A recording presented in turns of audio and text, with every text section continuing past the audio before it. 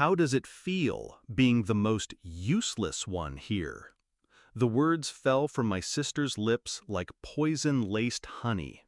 Around the table, laughter crackled. My mother's thin giggle, my father's deep, dismissive chuckle, my brother's snorting guffaw. Thanksgiving dinner. Cranberry sauce glistened under chandelier light. Silverware clinked on fine china I paid for. I took a slow breath, let the burn of shame settle. Then I smiled, lifted my glass, and said, clear enough for every sneer to hear, "How does it feel when this useless one stops paying your bills?" The laughter died like a candle in a hurricane. I grew up knowing silence was safer than honesty. In this house, love came at the price of submission. Natalie was the golden child. She danced ballet, dated quarterbacks, threw tantrums with the elegance of a queen. I watched, applauded, paid for her dresses. She failed college twice. I wrote the checks. She wanted a boutique. I co-signed the loan. She crashed her BMW. I paid the deductible. And I told myself this was family. That money was how I proved I belonged. That if I gave enough, I'd earn their respect. I was wrong. The first crack showed last spring. Natalie invited me to brunch, a rare, glittering olive branch. She asked if I could float her mortgage just this month.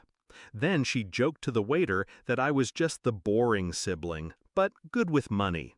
I laughed, but inside, something shifted.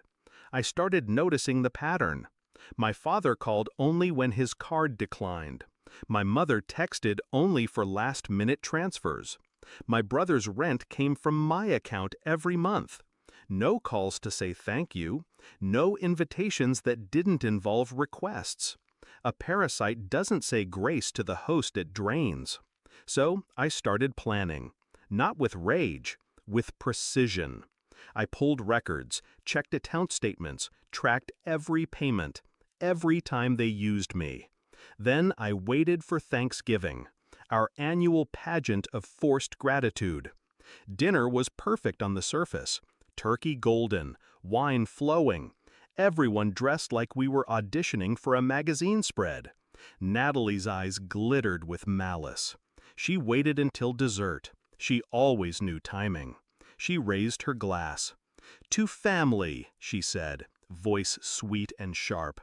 Then, louder, "especially to our dear useless one who's finally graced us with their presence." The table roared, forks hit plates, eyes found mine, hungry for my humiliation. I let them gorge on it, for 3 seconds. Then I stood. I looked at each face, memorizing every smirk, and delivered the cut. How does it feel when this useless one stops paying your bills? Silence, dense, crushing, like a storm rolling in. I set down my glass, opened my bag, pulled out envelopes, each one labeled with a name. Inside each was a final statement. Mortgage payments terminated. Car notes transferred back to them. Credit cards canceled. Auto payments revoked. I placed them one by one around the table. The sound of paper on mahogany was deafening. Natalie opened hers first. Eyes darted. Face drained of color. "You can't do this," she hissed. I smiled. I already did. My father's hands shook as he read his. My mother gasped. My brother tried to laugh, then checked his phone. His face crumpled when the banking app refused to open. They exploded at once. Shouts, accusations. Mom's voice shrill. "You're abandoning your family." Dad's growl. "You're ungrateful after all we've done for you." Natalie's screech. "You'll regret this." I let them rage, watched like a scientist observing insects. Then I said softly, "Family doesn't mock. Family doesn't leech. Family doesn't break someone just because they can." They went silent, The first true silence I'd ever heard in that house. I picked up my coat, stepped toward the door, paused.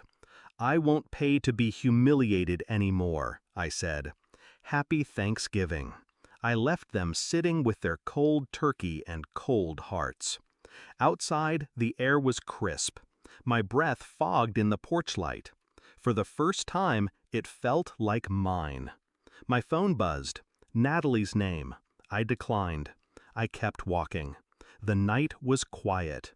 Beautiful. People think revenge is loud, explosive, dramatic. But real revenge is silence.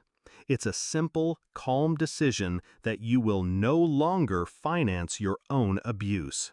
It's the strength to walk away knowing they'll feel your absence more than they ever appreciated your presence. I don't regret it. Not one step, not one canceled check. Because I wasn't the useless one. I was the only one holding them together. And without me, they'd finally see exactly how valuable the useless one truly was.